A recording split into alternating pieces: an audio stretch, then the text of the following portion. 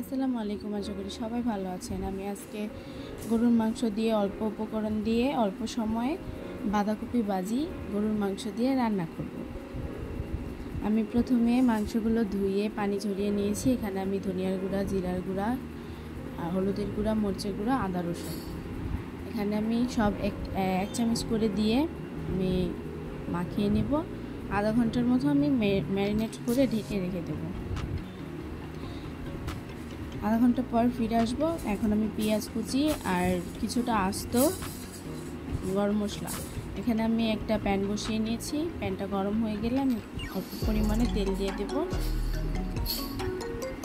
তেল দিয়ে আমি এখানে অল্প আস্ত গরম মশলাগুলো দিয়ে পেঁয়াজ কুচি দিয়ে দেব। পেঁয়াজটি ভেজে নেব।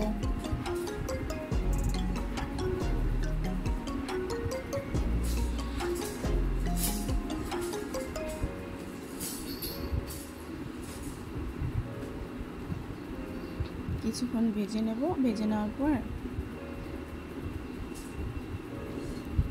আমি ম্যারিনেট করে রেখেছিলাম মাংসগুলো, সেগুলো দিয়ে দেব।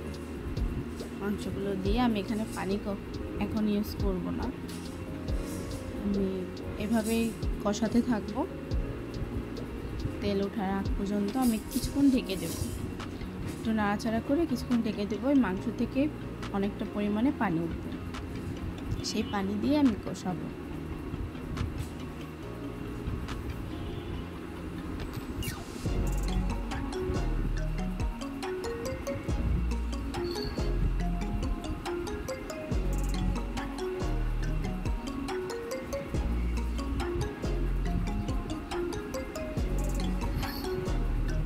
কষানো হয়ে গেছে মাংসটা, কিছুক্ষণ কষিয়ে নিয়েছি আমি ঢেকে।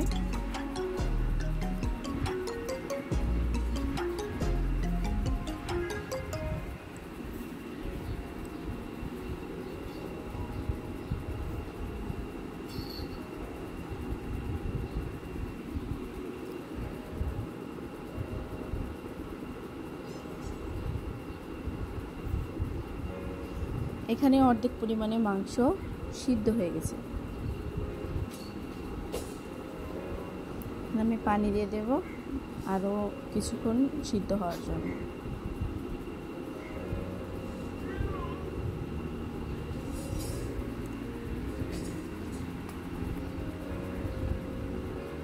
আবার ঢেকে দেব, ঢেকে রান্না করব সিদ্ধ হওয়ার আগ পর্যন্ত।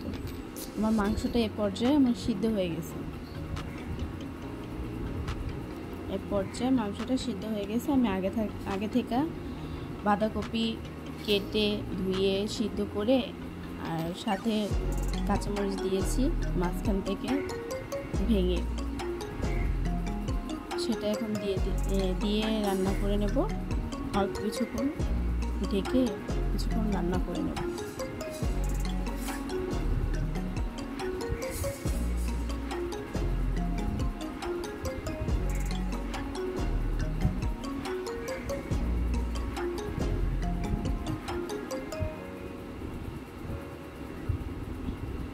রান্না হয়ে গেছে, আশা করি সবার ভালো লাগছে। একবার হলেও ট্রাই করে দেখবেন, খুব ভালো হয় খেতে, অনেক মজা হয় খেতে। সবার ভালো লাগলে ভিডিওটা শেয়ার করে দেবেন এবং লাইক কমেন্ট